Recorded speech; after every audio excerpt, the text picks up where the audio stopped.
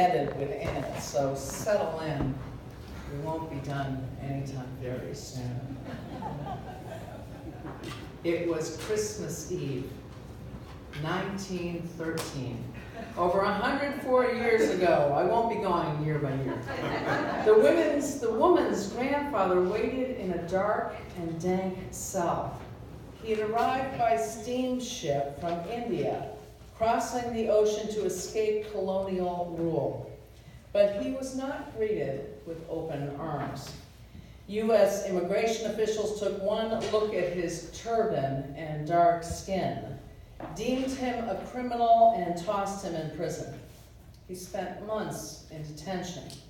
And then on Christmas Eve, finally, a white man, a lawyer, filed papers that made him free. Free to do what he had been called to do, to farm. Free to practice his faith as a Sikh, a faith that focuses on love and oneness. And it was in practicing that faith that he found himself tending his own neighbors' farms when they were rounded up and taken to detention centers in our deserts because his neighbors were Japanese Americans. It was that same faith that took him to visit them when others would not. And it was that same faith that accompanied him as he greeted those neighbors when they were released. And that same faith that made sure that their farms were returned to them. Years later, hate would touch this family. Shortly after the fall of the Twin Towers on September 11th, 2001, a man that the young woman called Uncle was murdered. Informed by that act of hatred, the lived experience of her grandfather, and focusing on her faith's call to love and oneness, that girl, now woman, became a lawyer and committed herself to fighting detentions, deportations, surveillance, targeted registrations, hate crimes, and racial profiling. She worked tirelessly and still does, filing lawsuits, demonstrating, making films, protesting, with each action fueled by that commitment to love and to oneness. She believed that she was helping transform this nation, our nation, her nation, into a safer, more welcome place for the next generation. Now, years after that memorable Christmas Eve when her grandfather was freed from an unjust imprisonment, the young woman, now a mother, marked a different Christmas Eve. After watching her young son put the requisite milk and cookies by the fire for Santa Claus and head off to bed, she did what many of us have done. She drank the milk and she ate the cookies. She said, I wanted him to wake up and see them gone in the morning. I wanted him to believe in a world that was magical. But I'm leaving my son a world that is more dangerous than the one that I was given. She shared those words in recognition of the increase in hate crimes against boys like hers, boys who are black or brown, boys who may wear a turban as part of their faith. Listen to her words now.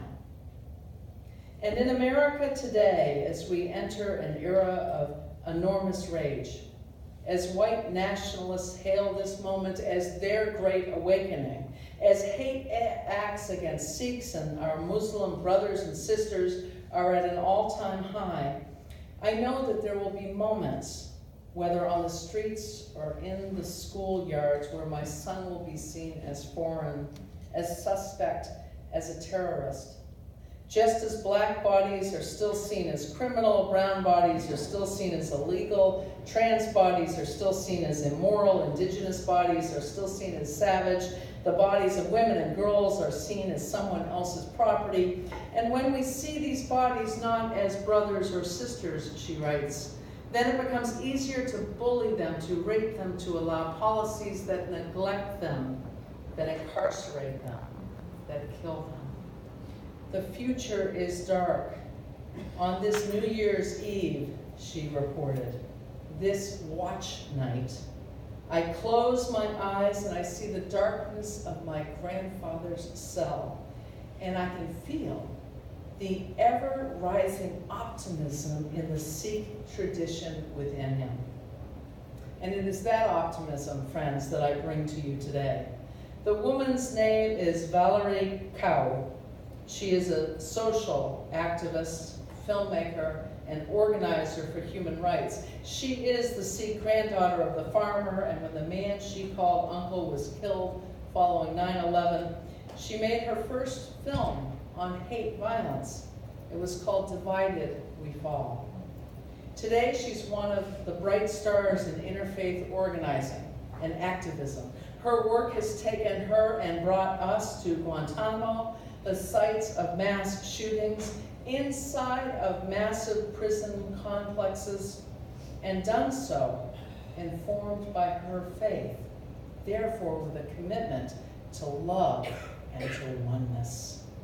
Her work today centers on what she calls and has authored the Revolutionary Love Project. Its mission is we commit to fight for justice through the ethic of love, love for others, our opponents, and ourselves. We are rising up across the U.S. and around the world in protests, music, dance, and direct action to declare that hashtag revolutionary love is the call of our times. Friends, I share now with you, we are in a revolution, and it is not new. Contrast Valerie's call to love with the words just issued from our national office. An office in which hatred remains at the helm and the assaults against the most vulnerable among us continue day after day and often in the wee hours of the night. The same revolution that was raging when Reverend Dr. Martin Luther King traveled from state to state for the Poor People's Campaign in 1968. It's the same revolution. In the midst of that campaign, more than 1,000 sanitation workers in Memphis went on strike. They gathered a month into the strike to hear him preach these words, and this is one of the more lengthy readings. You are demonstrating something here that needs to be demonstrated all over the country, all over our country. You are demonstrating that we can stick together, and you are demonstrating that we are all tied in a single garment of destiny, and that if one black person suffers, if one black person is down, we are all down. I've always said that if we are to solve the tremendous problems that we face, we are going to have to unite beyond the religious line. And I'm so happy to know that you have done that in this movement in a supportive role. We have Baptists, Methodists, Presbyterians, Episcopalians, members of the Church of God in Christ, and members of the Church of Christ in God. We are all together, and all the other denominations and religious bodies that I have not mentioned. But there is another great need, and that is to unite beyond class lines. The Negro haves must join hands with the Negro have-nots, and armed with compassionate traveler's checks, they must journey into that other country of their brother's denial and hurt and exploitation. This is what you have done, he told them. You've revealed here that you realize that the no D is as significant as the PhD.